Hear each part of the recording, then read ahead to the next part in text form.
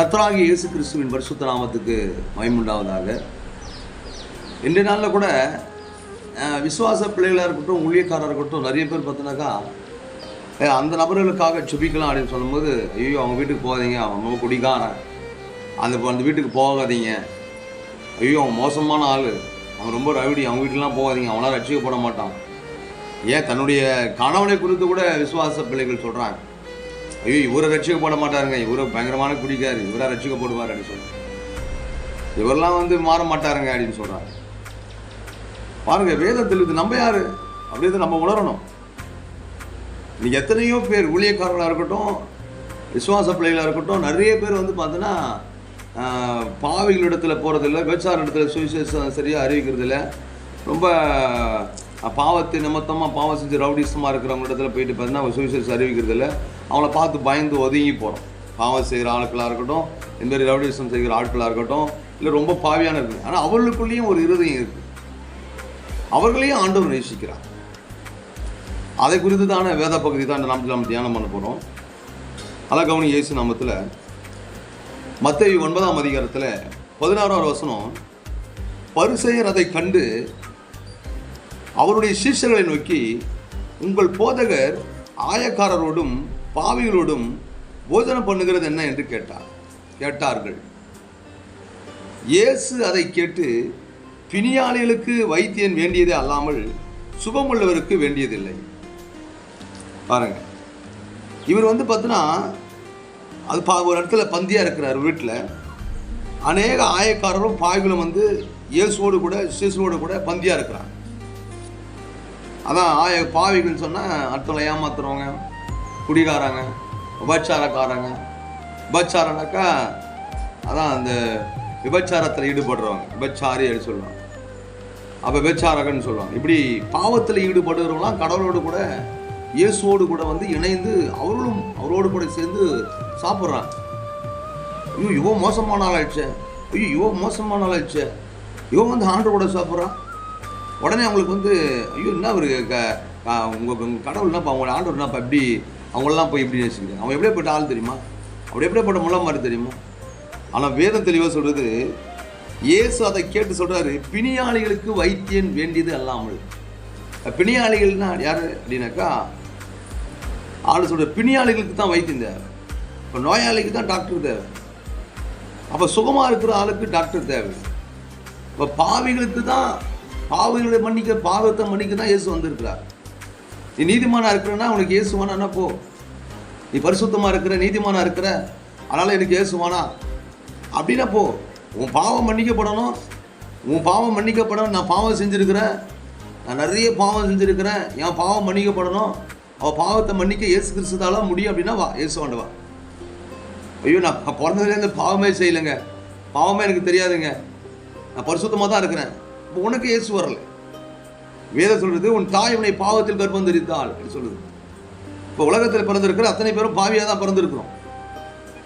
அப்போ நீ பாவி என்று உன் மனசுக்குள்ளே உணர்ந்தா இயேசு விட்டவா, இயேசு உன் பாவத்தை மன்னிக்க ரெடியாக இருக்கிறாரு. அதான் அவர் சொல்கிறார் இந்த இடத்துல, பிணியாளிகளுக்கு வைத்தியன் வேண்டியது அல்லாமல் சுகமளவர்களுக்கு வேண்டியதில்லை. அழகவனி இயேசு நாமத்தில் அவர் சொல்கிறார் 13ஆம் வசனத்தில், பலியை அல்ல இரக்கத்தையே விரும்புகிறேன் என்பதின் கருத்து என்னதென்று போய் கற்றுக்கொள்ளுங்கள்.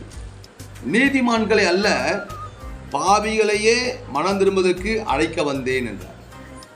அழகவனி இயேசு நாமத்தில் இனி நிறைய உலகம் அழிந்தப்பட்டு இந்த வாழ்நாடு பக்கத்தில் இந்த தென்கொரியா, வடகொரியா, நைஜீரியா, அப்புறம் இந்த கர்நாடகா பிரதேசம், ஆந்திர பிரதேசத்தெல்லாம் பண்ண மழை நிமித்தமாக மிகுந்த பாதிப்படைந்திருக்கிறாங்க. இப்போ கடல் இதெல்லாம் மக்கள் ஆண்டவர் இரக்கமாக இல்லையா அப்படின்னாக்கா, ஆண்டவர் இரக்கமாக இருக்கிறார். அவர் இரக்கமாக இருக்கிறதுனால தான் சில காரியங்களை அவர் உலகம் அழியாதபடி ஆண்டவர் தடுக்கிறார். பாருங்க, வேதம் சொல்லுது, இயேசு கிறிஸ்து அவர் பலி கொடுக்கும்படியாக வந்திருக்கிறாரு. ஆனால் உன்னை பலியாக்கும்படியாக வரல, அவர் பலியாக முடியா வந்திருக்கிறார். அவர் பலியாக முடியா வந்தார். யாருக்காக? உனக்காக அவர் பலியாக முடியா. நீ சாக வேண்டிய இடத்துல இயேசு சாக முடியா வந்தார். அப்போ உன் மேலே வைத்திருக்கிற அன்பு நிமித்தமாக அவருடைய நீதி நிறைவேற்றப்படணும் என்பதற்காக, அவருடைய பரிசுத்தத்தை நிலைநாட்டுவதற்காக, உன்னை மீட்கொள்வதற்காக இயேசு தாம் என்ன பண்ணார்? அவர் பலியாகி உன்னுடைய பலியை அவர் மீட்டார். நீ பலியாகக்கூடாது. அப்போ ஆண்டு வந்து பலியை விரும்பலை, அவன் மேலே இருக்க இரக்கத்தை விரும்புகிறார். அதனால தான் இலவசமாய் பெற்றீர்கள் இலவசமாய் கொடுங்கள். இயேசு கிறிஸ்து பாவத்தை மன்னிக்கிறாருன்னா இலவசம் தான், காசு பணம்லாம் கிடையாது. இயேசு கோயிலுக்கு, ஏசப்பாவுடைய கோயிலுக்கு போனால் காணிக்கை கொண்டு போகணும், நிறைய பணங்கள்லாம் கொண்டு போகணும், அதெல்லாம் பார்த்தா பாவம் மன்னிக்கப்படணும் அப்படிலாம் இல்லை. பாவம் மன்னிக்கப்படணும் அப்படின்னாக்கா ஆண்டு இலவசமாக கொடுக்குறாரு, பாவத்தை மன்னித்து இருக்கிறார். அப்போ உங்க மேலே ஆண்டு ரொம்ப இரக்கமாக இருக்கிறார். அதாவது தான் அவர் சொல்கிறாரு, நான் பலியை விரும்பலை. நீங்கள்லாம் அன்றைக்கி உலகம் முழுவதும் பார்த்தோன்னா இன்றைக்கி நடக்கிற யுத்தங்களெல்லாம் நம்ம பார்க்கும்போது எந்த டைமில் எந்த சைடு வந்து ராக்கெட் வரும், எந்த டைமில் வந்து பாம்பு வெடிக்கும், அது எந்த சந்தர்ப்பத்தில் வரும்னு கூட தெரியாமல் உலகம் ஓடிட்டுருக்கு.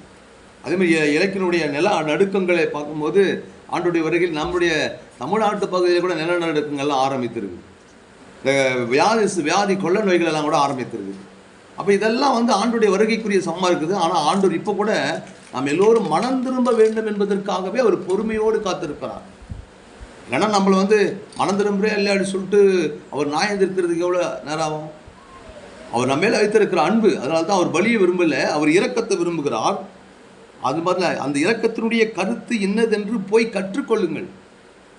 ஏன் ஆண்டவர் பொறுமையாக இருக்கிறார்? இவ்வளோ அக்கிரமம் செய்யும் போதும், இவ்வளோ நாட்டில் அக்கிரமங்கள் நடக்கும் போதும், ஏன் நாட்டில் இவ்வளோ பெரிய அழிவுகள் நடக்கும் போது கூட மக்கள் உணர்வு இல்லாது இருக்கிறாங்க. ஆண்டு இன்னும் ஏன் உலகத்தை நிறைய, அதாவது தலைவர்களே நிறைய நாட்டில் ஆளுகிற மக்களே நாட்டை கெடுக்கும் போது கூட ஆண்டவர் ஏன்னா மனம் திரும்ப வேண்டும் என்று தான் அவர் பொறுமையாக இருக்கு பாருங்கள். அதனால தான் அவர் இங்கே போய் கற்றுக்கொள்ளுங்கள் அப்படின்னு சொல்கிறார். அது மாத்திரம் இல்லை, நீதிமான்களை அல்ல பாவிகளையே மனம் திரும்புவதற்கு அழைக்க வந்தேன் என்றார். அதனால தான் இன்றைக்கி ஜெயிலில் போய் ஊழியம் செய்கிறாங்க, ஜெயிலில் போய் ஊழியக்காரர்கள் ஊழியம் செய்கிறாங்க. அதுக்கு அனுமதி கொடுக்க மாட்டோம். ஜெயிலில் போய் ஊழியம் செய்கிறாங்க, இயேசுவை பற்றி சொல்கிறாங்க, அங்கே இருக்கிற பாவிகளுக்கு மனம் திரும்புகிறாங்க. அது மாத்திரம் இல்லாமல் அநேக ஹாஸ்பிட்டலில் போய் சுவிசேஷம் அறிவிக்கிறாங்க. அங்கே ஹாஸ்பிட்டலில் போய் எவ்வளவு ட்ரீட்மெண்ட் எடுத்தாலும் அது பாவத்தின் ரீதியாக ஒரு ஆள் படுத்துட்டு இருப்பாருனாக்கா, பாவத்தின் நிமித்தமாக வந்த வியாதியாக இருந்தால் அங்கே ஒரு ஊழியக்காரன் போய் இயேசுவின் நாமத்தில் அவங்களுக்கு சுகம் கொடுத்தாதான் அங்கே விடுதலை. மற்றபடி அவங்க எவ்வளோ ட்ரீட்மெண்ட் எடுத்தாலும் அதுக்கு விடுதலையே இல்லை. ஏன்னா பாவத்தின் நிமித்தமாய் வருகிற வியாதிக்கு ஆண்டவராகிய இயேசு கிறிஸ்து தான் பலியாக இருக்கிறார். அதனால தான் அவர் சொல்கிறார், நான் பலியை விரும்பலை, உங்கள் மேலே வச்சிருக்கிற நான் அன்பை விரும்புகிறேன், அதனால் இரக்கத்தை விரும்புகிறேன்னு சொல்கிறாரு. அதனால் நீதிமான்களை தான், ஐயோ இவங்க வீட்டுக்கு போய் ஜோம் பண்ணது அவங்க குடிக்காரன், இவங்க வீட்டுக்கு ஜோம் பண்ண கூட அவள் பெரிய பாவி, அவள் விபச்சாரம் செய்கிறவன், ஐயோ இவங்க வீட்டுக்காக போகாதீங்க, இருக்கிறதே மோசமான ஆள், அப்படிலாம் ஆண்டுடைய பிள்ளைகளுக்கு கிடையாது. அவங்களுக்காக தான் ஆண்டவரே இயேசு கிறிஸ்துவ வந்தார், அவர்களை மீட்கும்படியாக தான் இயேசு கிறிஸ்து வந்தார். அதனால தான் அவர் சொல்கிறாரு, நீதிமான்கள் அல்ல பாவிகளையே மனம் திரும்புக்கு அழைக்க வந்தேன் என்றார். அப்போ இயேசு கிறிஸ்து எதுக்காக வந்தார்? பாவிகளை மனம் திரும்ப அழைக்க வந்தார். ஆனால் இப்பொழுது இயேசு கிறிஸ்து வருகிறார்.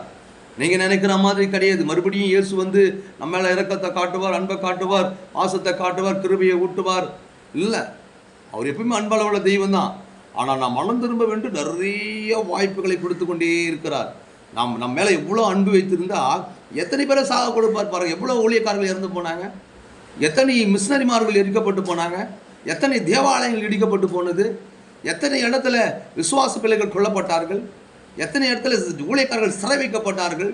அப்படி இருந்தும் இன்னும் சுவிசேஷம் அறிவிக்கப்பட்டு கொண்டே இருக்குதுனாக்கா, இங்கே இருக்கிற எல்லா ஜனங்களும் மனம் திரும்ப வேண்டும்ன்றதுக்காக தான். இங்கே இருக்கிற பிரதமராக இருக்கட்டும், முதலமைச்சர்களாக இருக்கட்டும், அமைச்சர்களாக இருக்கட்டும், எல்லாரும் மனம் திரும்ப வேண்டி ஆண்டவராக இயேசு கிறிஸ்து அவர் நீடிய பொறுமை உள்ளவராய் மனம் திரும்பதுக்காக வெயிட் பண்ணுறார். அப்படிப்பட்ட தெய்வம் தான் இப்போ நியாயத்திற்கு வரப்போகிறார். அவருடைய இரக்கத்துக்குள்ளே வாங்க, மனம் திரும்புங்க. நீங்கள் யாராக ஒன்றாலும் இருங்க, ஆண்டவராக இயேசு கிறிஸ்து ஜீவனுள்ள தேவனாக இருக்கிறார். அவர் உலகத்தை நியாயத்திற்கு வரப்போகிறார்.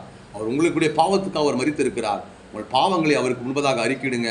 உங்கள் பாவத்தை எல்லாம் மன்னித்து அவர் பரலோக வாழ்வு நித்தியமானமாய் பரலோக ராஜ்யத்தில் நீங்கள் அவரோடு கூட பங்குலாய் மாறும்படி உங்களை அவர் நேசிக்கிறார். அது ஆண்டவராக இயேசு கிறிஸ்து ஏற்றுக்கொள்ளுங்க. நம்ம ஜெபிக்கலாமா? மகா இரக்கமும் கிருபையும் நிறைந்த நல்ல ஆண்டவரே, நீ பலியே அல்ல இரக்கத்தை தான் விரும்புகிறீர் என்று கர்த்தாவே இந்த உலகமே அறிந்திருக்கிறது. ஆண்டவரே, இந்த உலகம் உம்மை புரிந்து கொள்ளட்டும், உலகத்தில் இருக்கிற மக்கள் உம்மை அறிந்து கொள்ளட்டும். உங்களுடைய வழியாக தான் பாவம் மன்னிக்கப்படுகிறது என்பதை அறிந்து கொண்டு ஒவ்வொருவரும் உங்களுடைய சமூகத்தில் வந்து அந்த பாவ அறிக்கை செய்து மனம் திரும்பி ஞானஸ்நானம் எடுத்து அந்த நித்திய ஜீவனுக்கு நேராக அவளை வழிநடத்தும்படியாக அப்போ கொடுத்து சொல்லிக்கிறோம். பரிசுத்த ஆவியானவர் தாமே ஒவ்வொரு ஆளுகை செய்கிறார். இயேசு கிறிஸ்துவின் பசுராஜ ஜெபிக்கிறது நல்ல பிதாவே, ஆமென். Praise the Lord.